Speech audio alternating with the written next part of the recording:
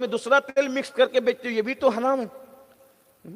جب اناج بیچتے ہو تو اس میں بھی پانی ڈال کر کے اس کو وزنی کر دیتے ہو، یہ گناہ نہیں ہے؟ دھوکہ دے کر مال کمانا گناہ نہیں ہے؟ فریب دے کر مال کمانا گناہ نہیں ہے؟ جو حرام اپنے بچوں کو کھلائیں گے ان کے بچے کبھی وفادار نہیں ہو سکتے۔ آج کہتے ہیں ہمارے بچے وفادار نہیں، کھلایا کیا ہے؟ خون بنایا کس سے؟ گوشت بنا کس سے؟ مسلمان جب تک کہ حلال کو لازم نہیں پکڑتا وفا کی امید ختم کر دو اولاد سے۔ کچھ لوگ کہتے ہیں مولانا تربیت صحیح نہیں ہوئی، میں نے کہا جتنی تربیت گاہیں ہیں اتنی تربیت گاہیں تو پہلے نہیں تھی، اتنی تربیت گاہیں پہلے نہیں تھی، لیکن پہلے کے بچے مؤدب کیوں تھے؟ وجہ وہاں تربیت کم ہو سکتی تھی مگر حلال میں کمی نہیں ہو سکتی تھی۔ آج تو اپنے بچوں کو بڑے بڑے اسکولوں میں، کالجوں میں، یونیورسٹیوں میں بھیج رہے ہیں، اداروں میں بھیج رہے ہو، اور وہاں پر سب کچھ ہو رہا ہے، لیکن بھیج کیا رہے ہو؟ حرام سے بچوں کو پال رہے ہو۔ بچے بے ادب ہے، بے وفا ہے، بلکہ آپ کے بچے تو آپ کے قابو میں ہی نہیں ہے۔ 16 17 18 سال کی عمر میں وہ سب کچھ کر لیتے ہیں، 35 سال میں پہلے کے لوگ جو کبھی سوچ بھی نہیں سکتے تھے وہ سب کر کے، بلکہ اب تو ہمارے مفکرین علماء کہہ رہے ہیں اکثر نوجوان لڑکے 16 17 سال کی عمر میں اتنے خالی ہو جاتے ہیں اندر سے کہ وہ بیوی کے لائق بھی نہیں رہ جاتے۔ وجہ بچوں کے اندر جو پیٹ میں جائے۔ میرے بھائی جب مولی کھا لو تو اس کا اثر ظاہر ہوتا ہے منہ میں، جسم میں۔ کبھی مولی اور کچی پیاز کھا کے دیکھنا، 2 دن کے بعد آپ کو جو پسینہ آئے گا اس میں بدبو ہوگی، حالانکہ مولی حلال ہے، پیاز حلال ہے۔ لیکن آپ بتائیں کہ جب غذا کا اثر انسان کے جسم پہ ہو سکتا ہے، منہ کے اندر ہو سکتا ہے، تو پھر آپ مجھے بتائیں کہ یہ جو حلال کھائیں اگر بدبودار چیزیں تو اس پر پسینے پہ اثر آتا ہے، تو جو حرام کھائے گا حرام کا اثر نہیں آئے گا۔ ہمارے مذہب میں اسی لیے تو ہے جو جانور شریف ہے، بھولے بھالے ہیں، انہی کو کھانے کی اجازت ہے۔ جو بدماش قسم کے جانور ہیں ان کو کھانے کی اجازت کیوں نہیں ہے؟ کیونکہ ان کا گوشت تو کھاؤ گے تو انہی جیسی تمہارے اندر عادت پیدا ہوگی۔ شیر نہیں کھا سکتے کیونکہ وہ درندہ ہے، بھالو نہیں کھا سکتے وہ درندہ ہے، ناشتا رہتا ہے۔ سور نہیں کھا سکتے کیونکہ اس کے اندر زنا اور بدکاری کی عادت ہے، یہ حال ہے اس کا۔ اس لیے کہ جانور میں بھی کوئی جانور اپنے نر کے ساتھ بدی نہیں کرتا۔ توجہ کرنا، علامہ عبد الرحمن صفوری لکھتے ہیں کہ جانور بھی نر جانور کے ساتھ بدکاری یعنی اغلام نہیں کرتا سوائے سور کے۔ صرف سور ایسا جانور ہے جو اپنے نر کے ساتھ یعنی مرد کے ساتھ بدکاری کرتا ہے۔ اسلام نے سور کو کیوں منع کیا؟ اس لیے کہ اس کے اندر یہ بے حیائی ہے، بے غیرتی ہے، اور اس کا جی کبھی نہیں بھرتا بدکاری سے۔ اس کا مطلب یہ ہے کہ جو دنیا میں بدکاریاں کرتے ہیں لڑکے لڑکوں کے ساتھ، مرد کے ساتھ، یہ جانور بھی نہیں کرتے، یہ صرف سور کرتا ہے جانوروں کے اندر۔ اور حدیث پاک میں آیا ہے کہ جب کوئی مرد کسی مرد کے ساتھ بدکاری کے لیے آگے بڑھتا ہے تو خدا کا عرش کانپ جاتا ہے، خدا کے عرش پہ زلزلہ آتا ہے۔ یہ وہ گناہ ہے جو آج گندی فلمیں دیکھ کر ہمارے معاشرے کے جوانوں میں عام ہو رہی ہے۔ اگر اچھا لگے تو ٹھیک نہیں ہے، میں اچھا لگانے کے لیے بول بھی نہیں رہا ہوں، اس لیے کہ جس کا دل جلے گا وہ کہاں اچھا اور برے کی بات ہے، وہ تو دل کی کیفیت پیش کر رہا ہے۔ جو گندی فلمیں دیکھتے ہیں وہ لڑکے اور لڑکیاں یہ خود لذتی اور بدکاری میں مبتلا ہو رہے ہیں۔ اللہ کے رسول نے 14.5 صدیاں پہلے کا جب مرد کے ساتھ بدکاری کے لیے اس کے اوپر آتا ہے عرش کانپتا ہے، اس پہ زلزلے آتے ہیں، فرشتے عرش کا کنارہ پکڑ کر قل ہو اللہ کی سورت پڑھنے لگتے ہیں۔ اگر فرشتے یہ نہ کریں تو اس پر عذاب نازل ہو جائے۔ اور آقا فرماتے ہیں ایک فرشتہ ایسا ہے جس کی شکل پرندے کی طرح ہے، چونچ والی۔ جیسے ہی مردوں کے ساتھ بدکاری کرنے والے لوگ قبر میں دفن ہوتے ہیں، اس کی رات بھی نہیں گزرتی، اس کو وہ فرشتے وہاں سے اٹھاتے ہیں اور وہاں لے جا کر کے پھینک دیتے ہیں جہاں قوم لوط پر پتھروں کی برسات ہوئی تھی۔ بھول گئے سب، بس یہ اپنی موج ہے، اپنی مستی ہے، جو چاہو کرنا۔ یہ اللہ کا عذاب ہے، اللہ کے عذاب سے بچ نہیں سکتے۔ تو کیا کہا؟ جس کا چہرہ سور کی طرح ہے اور ہاتھوں میں زنجیریں بندھی ہے، پیروں میں زنجیریں بندھی ہے، تو غیب سے آواز آئی یہ حرام کھاتا تھا اور جھوٹی قسمیں کھاتا تھا۔ اور اس کے بعد کہا تیسری قبر پر جب میں گیا تو میں نے دیکھا کہ وہ گدی سے یعنی حلق سے اس کی زبان لٹکی ہے کتے کی طرح، اور اس کے جسم میں کیل ٹھوکی گئی ہے، آگ کی کیلیں ٹھوکی گئی، زبان کتے کی طرح لٹکی ہے قبر میں، اور آگ کی کیلیں اس کے جسم میں ٹھوکی گئی ہے. یہاں تو سب کچھ موج مستی ہو رہی ہے، اندر کیا ہو رہا ہے دیکھو. تو غیب سے آواز آئی، بندے یہ جس کے جسم کا تو یہ حال دیکھ رہے آگ کی کیلوں کا اور زبان لٹکنے کا، اس کے 2 گناہ تھے. یہ لوگوں کی غیبت کرتا تھا اور چگلی کرتا تھا. چگلی کا مطلب کیا؟ ادھر کی بات ادھر کرنا، ادھر کی بات ادھر لانا اور آپس میں لڑائیاں لگانا. غیبت کیا؟ کسی کے، علامہ مفتی احمد یار خان نعیمی لکھتے ہیں، کسی کے پوشیدہ رازوں کو بیان کرنا، کسی کی پوشیدہ باتوں کو بیان کرنا کہ سامنے بیان کرو تو برا لگے، پیچھے بیان کرو اور اس کو جب معلوم پڑے تو اس کا دل دکھے، یہ غیبت ہے. آج غیبت میں کتنے لوگ مبتلا ہے، چگلی میں کتنے لوگ. اگر غیبت چگلی بند ہو جائے تو دنیا سے 80% جھگڑے ختم ہو جائے. ساس بہو کا جھگڑا ادھر کی ادھر لگانے کی وجہ سے، بھاوج ننن میں جھگڑا ادھر کی ادھر لگانے کی. ایک بات کو بڑی معذرت کے ساتھ، دنیا دار تو دنیا دار ہے، غیبت اور چگلی سے میں تو دین داروں کو بھی بچتے ہوئے نہیں دیکھ پا رہا ہوں الا ماشاءاللہ. اور غیبت زنا سے بدتر ہے، غیبت زنا سے بدتر. کیا ہو گیا؟ اقبال نے کہا تھا، متاعیں دین و دانش لٹ گئی اللہ والوں کی، متاعیں دین و دانش لٹ گئی اللہ والوں کی، یہ کس کافر ادا کا غمزہ خوریز ہے ساقی. مگر ہم مایوس نہیں کہتے ہیں، نہیں مایوس اقبال اپنی کشت ویرا سے، ذرا نم ہو تو یہ مٹی بڑی زرخیز ہے ساقی. غیبت چگلی سے بچو، دنیا کہیں جائے آپ کو مدینے والے مصطفیٰ جان رحمت کے قدموں میں ہی رہنا ہے.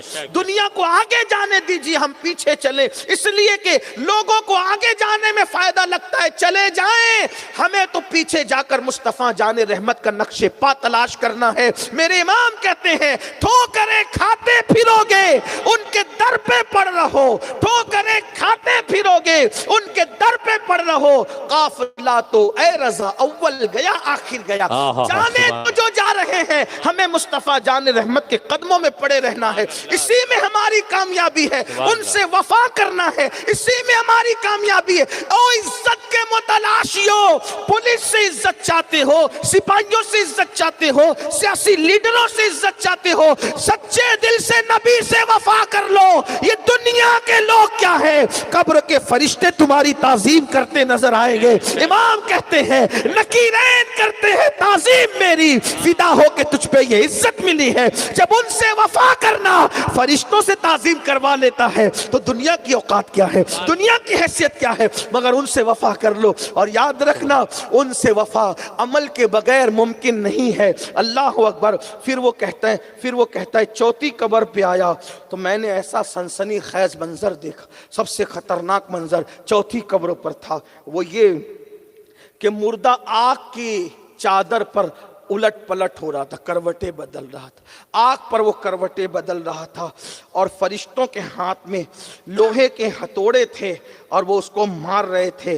اور ایسی آواز گونج رہی تھی جس سے دل پہ دہشت طاری ہوتی تھی.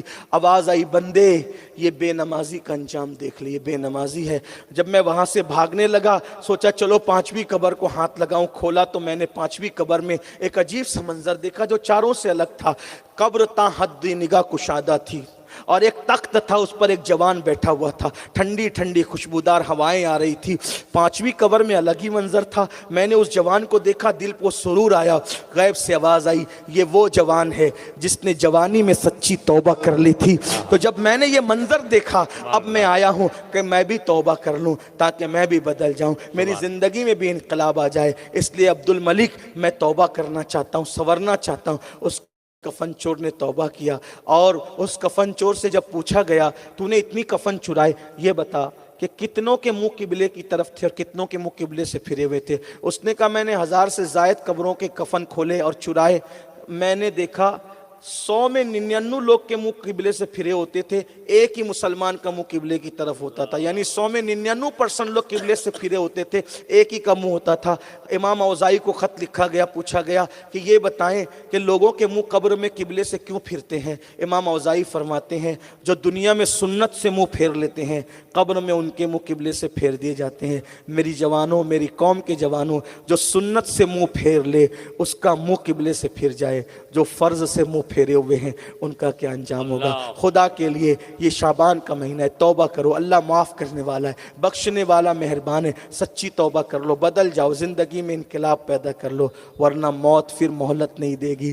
آج آپ کے سامنے علماء لاکھوں روپے خرچہ کر کے، چندہ کر کے ایسی محفلیں سجاتے ہیں تاکہ تمہیں سدھار دیں، کل اللہ کے یہاں تمہیں عذر نہیں ہوگا، اللہ ہمیں معلوم نہ تھا، اللہ ہمیں معلوم نہ تھا۔ اللہ کے فرشتے کہیں گے ظالم، ہم ان محفلوں میں موجود تھے جس میں تجھے پکار پکار کر کوئی کہتا تھا کہ سدھر جاؤ، سدھر جاؤ، بدل جاؤ، تبدیل ہو جاؤ، لیکن تو نے دنیا کی محبت میں اپنے آپ کو نہیں بدلا۔ بس اتنا کہتا ہوں، حضور سے عشق کرتے ہو نا، اگر حضور سے عشق ہے تو حضور کی ایک خواہش پر جب اللہ قبلہ بدل دیتا ہے تو حضور کی ہزاروں خواہش پر ہم اپنی زندگی کیوں نہیں بدل دیتے، ہم اپنی زندگی کو کیوں تبدیل نہیں کر لیتے۔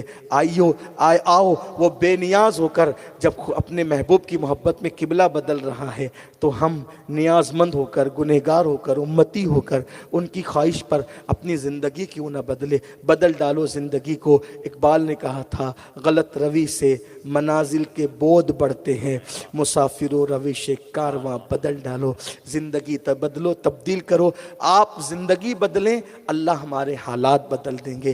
ان اللہ ہمارا حالات اللہ پاک ہمارے حالات تبدیل فرما دے گا۔ ان اللہ لا یغیر ما بقوم حتی یغیر ما بانفسہم، اللہ اس قوم کی حالت کو کبھی نہیں بدلتا جب تک کہ وہ قوم اپنی حالات کو نہ بدلے۔ دن میں 100 مرتبہ توبہ کرو، اللہ کو منانے کی کوشش کرو، اللہ کو راضی کرنے کی کوشش کرو۔ اقبال نے رونا روتے ہوئے کہا تھا خدا تجھے کسی طوفان سے آشنا کر دے کہ تیری بحر کی موجوں میں اضطراب نہیں۔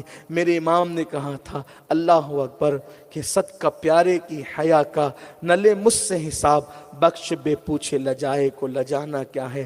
اللہ مجھ پر پہلے رحم کرے، آپ سب پہ رحم کرے، اللہ ہمیں عمل کی توفیق دے، نمازوں کی توفیق دے۔ میری گزارش ہے جن لوگوں نے ابھی تک عشاء کی نماز نہیں پڑھی ہے ان سے گزارش ہے یہاں سے اٹھنے کے بعد پہلا کام یہ کرنا کہ جا کے عشاء پڑھنا۔